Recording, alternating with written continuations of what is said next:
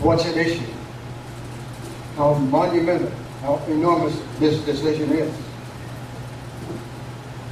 That's why I'm opposed to allowing them to have a voice in this vote. They're not aware of what's happening at this meeting. Thank you. I've looked at some of the history in the past, and we've lost a lot of our freedoms from proxies and the de facto government in the past before I was even born. Before even a lot of us were even born here. They had a proxy, they proxied 2/3 of the government. And it was over a major thing. I forgot what it was exactly, but they've done it more since then. And we don't want to repeat history. I want to do it the right way.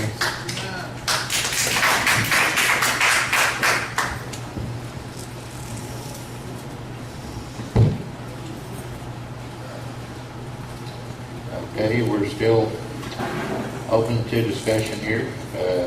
Does anyone else have any other further input to this? Didn't we say that all proxies would be able to be considered? Yes, we did. And Why is that not? We have 2/3. right, to establish a quorum, and that it's established in the proxy that they're giving the person they give the proxy to permission to vote for them. That is, and everyone should be made very aware that when you give someone a proxy, you should see the agenda and understand what's on the agenda before you give someone else permission to vote for you. And you should express how you want to be voted for.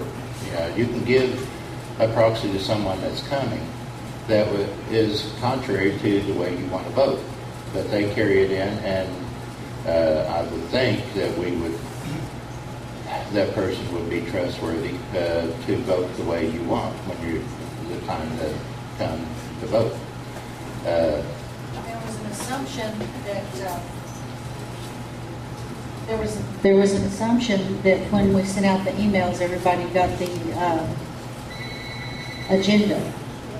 And I got on my email and it would not let me open it. It said there was an error in the attachment or something, and it would not even decode it no matter what I did to try to retrieve it. So I didn't even know what was on the agenda before I got here. So that could be a problem too. Right, it could be. Okay.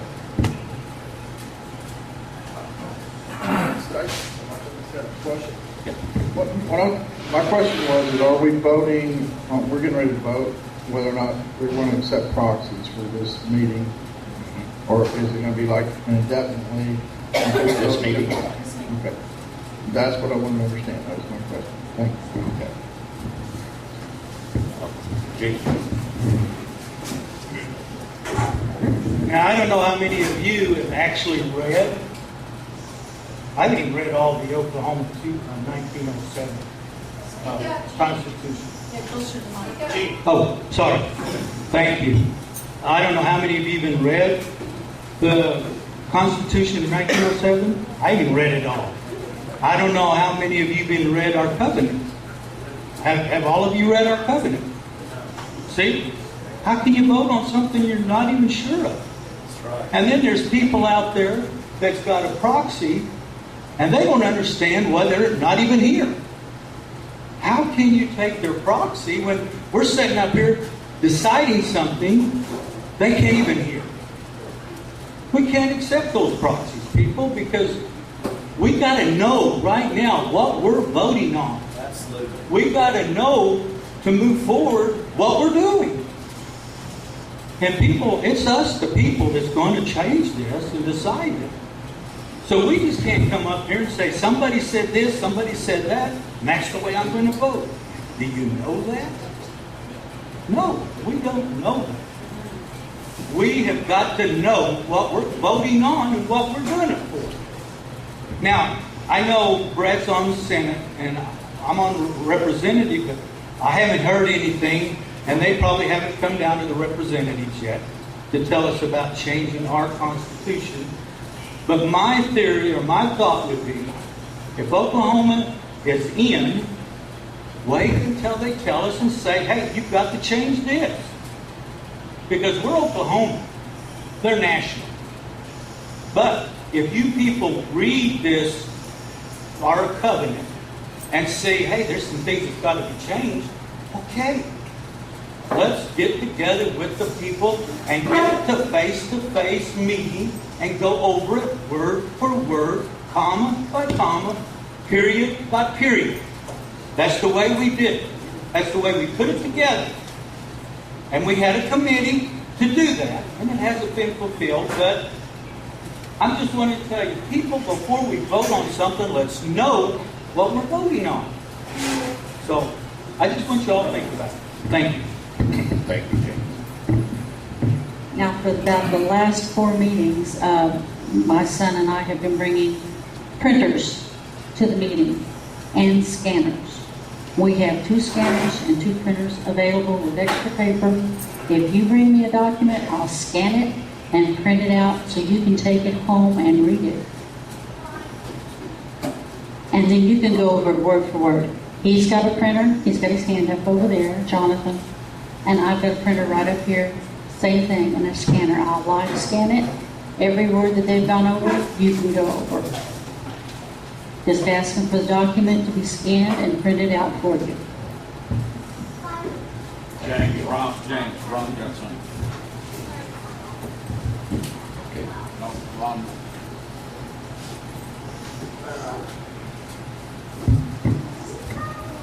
First of all, let's understand one thing. We're not talking about dissolving the republic.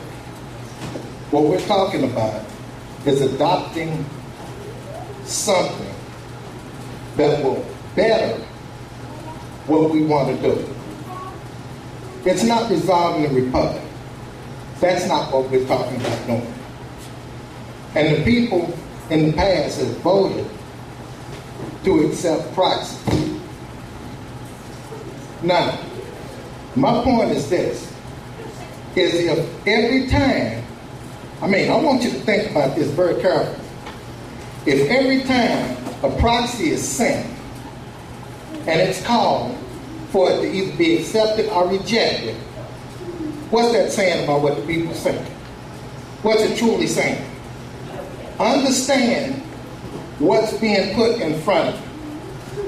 What's being put in front of you is this: your right to send a proxy so that your vote can be recognized. Amen.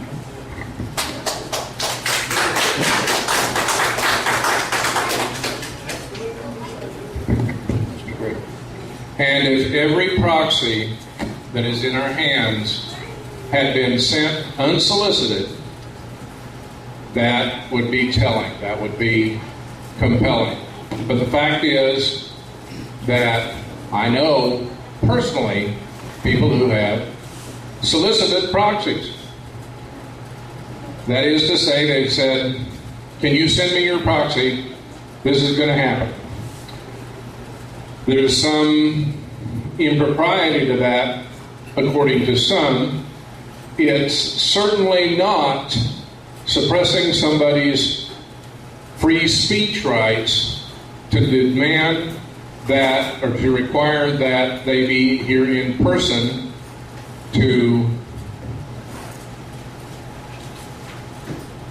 repeal any and all documents defining the republic. Again, I just reiterate, we need to do due process. I've heard above reproach a lot in connection with Oklahoma Republic. If we accept proxies and repeal all documents using those proxies, and somebody from the outside comes in, are we above reproach in that event? James, Ron Morris next. Okay, Ron.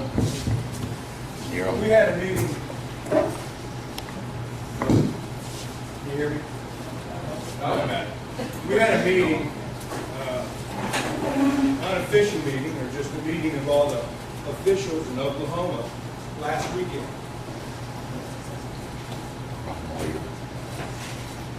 I requested from the officials, being a person, you, same as you, not an official. You need to write very clearly. Yeah, here, here. You got to turn it on. I'm new to it, and I have a problem with signing up and not knowing what I swore to. So I went to the officials and I required them, which is my right as a person, because I swore that I would oppose this system. I told them, I want to see the documents that you're talking about. It's our right as the people to see the documents. And I want to see them today. I demand that I see them today. That's right. That's our right. And they're trying to cover it up because they don't have ratified documents. I want to see them, and I want to know that my people approved them. And they can't produce them. I just want to see them. If they don't exist, then the people need to make sure that what are in the documents that they say are in the documents are from us. It's not from the officials. I don't care how much time they put in producing the documents. The documents that I read personally, they don't jive with the Constitution. And I don't hold them. So I think we the people, as you directed me on the class that I'm going to give you in a little bit if we have time, I'm going to show you that their documents don't meet the constitutional requirements and protect my freedom. That's what I'm talking about. I want to see the documents. Don't produce the documents today as they were demanded on 2 separate occasions by the people, then they would be repealed. And I want to repeal today. That's our right. Thank you.